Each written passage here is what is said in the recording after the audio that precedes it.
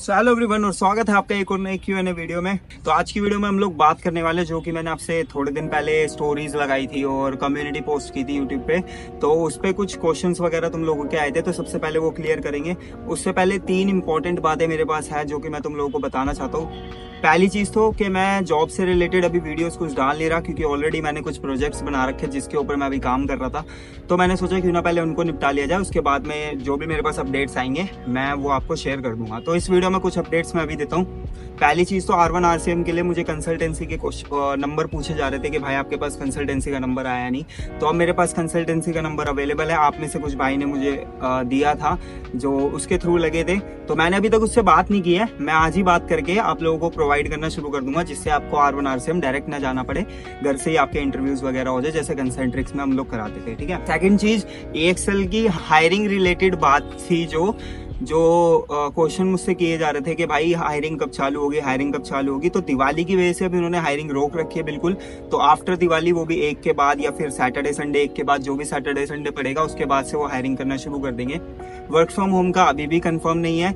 सिर्फ मैं ये बता सकता हूँ कि अगर तुम्हारे लक में होगा, तो अगर तुम्हारा यूनम में होता है तो वो 2 महीने की ट्रेनिंग प्रोवाइड करते हैं, उसके बाद तुम्हें वर्क फ्रॉम होम दे देते हैं। EXL में मेरे रेफर से 3-4 लोग गए थे। तो EXL में अभी एक बहुत बड़ा फ्रॉड चल रहा है। वो लोग स्टार्टिंग में ही आपसे बाहरी गार्ड के उससे या फिर कोई ऐसा पर्सन होगा, थर्ड पार्टी होगी, जो कि आपसे पैसे मांगने, वो पैसे की डिमांड करेंगे कि हमें आप पैसे दे दो, हम आपका इंटरव्यू थोड़ा जल्दी करा देंगे या फिर क्लियर करा देंगे। तो मैं अभी तुम्हें ये चीज़ क्लियर कर दूं, कभी भी आप लोग अगर इंटरव्यू के लिए जा रहे हो EXL में, तो वहाँ पे कुछ भी पे नहीं करना है, चाहे वो 200 रुपये हो, चाहे वो 100 रुपये हो, चाहे वो 3000 रुपये हो।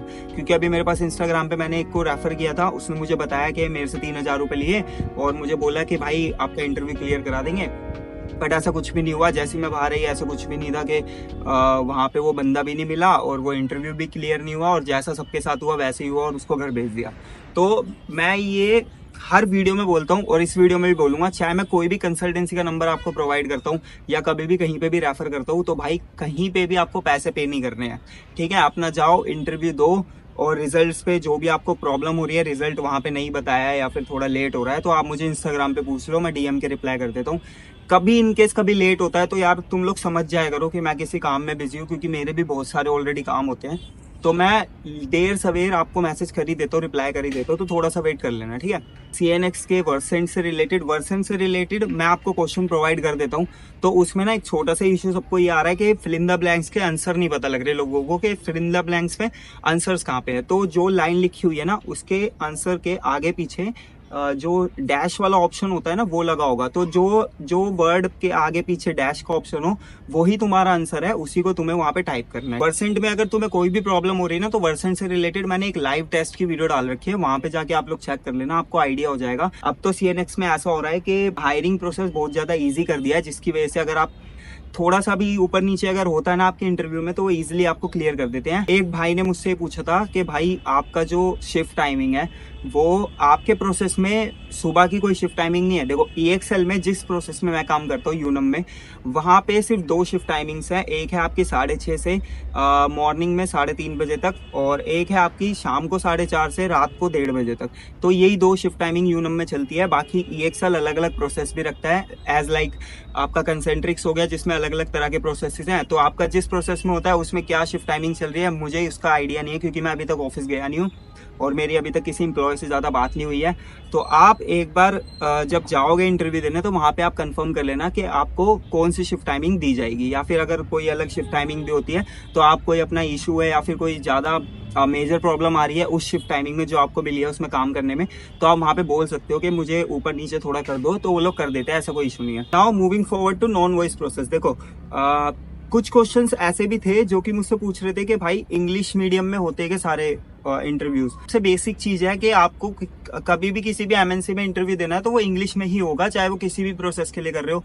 चाहे तुम as a back end executive या फिर बैक ऑफिस के लिए भी जा रहे हो, तो उसमें भी आपको भाई इंटरव्यू इंग्लिश में ही देना है। ताकि इनकेस अगर आपका जो इंटरव्यूअर है, जैसे आपका कोई ऑप्स राउंड चल रहा है, तो ऑप्स राउंड में बात करते करते आपने शुरू में इंग्लिश में बोला, फिर बाद में वो हिंदी में स्विच कर रहा है, तो उस टाइम पे आप लोग हिंदी में स्विच कर सकते हो। मोस्टली केसेस में आपको इंग्लिश में ही बात करनी है। उधर हायरिंग जोन और नॉन हायरिंग जोन, देखो CNX में सीन कुछ ऐसा है, इस चीज का ध्यान रखना कि अगर आपका नॉन हायरिंग जोन में नहीं है, तो आप नियर बाय किसी भी लोकेशन से अपने इंटरव्यूअर से पूछ लेना, वो आपको लोकेशन की लिस्ट दे देगा कि नियर बाय में आपका कौन सा लोकेशन जो है वो हायरिंग जोन में है। तो वहाँ का एड्रेस आप किसी से भी ले लेना, अपना कोई फ्रेंड हो या फिर कोई दोस्त वगैरह हो, कोई रिलेटिव हो, उसका एड्रेस प्रोवाइड कर देना, जिससे आपकी कैब जो है इजीली अलाइन हो जाए, आपको खुद से ट्रैवल करना ना पड़े। जो भी मैं आपको वर्सेंट और एमकेट के क्वेश्चन आपको प्रोवाइड कराता हूँ ना, वो सारे वॉइस और नॉन वॉइस दोनों के लिए यूज होते हैं, ठीक है। वर्सेंट आपका दोनों के लिए सेम आता है, चाहे वो नॉन वॉइस वाला हो चाहे वो वॉइस वाला हो, सेम आपको वर्सेंट के सारे क्वेश्चन वही मिलेंगे, ठीक है।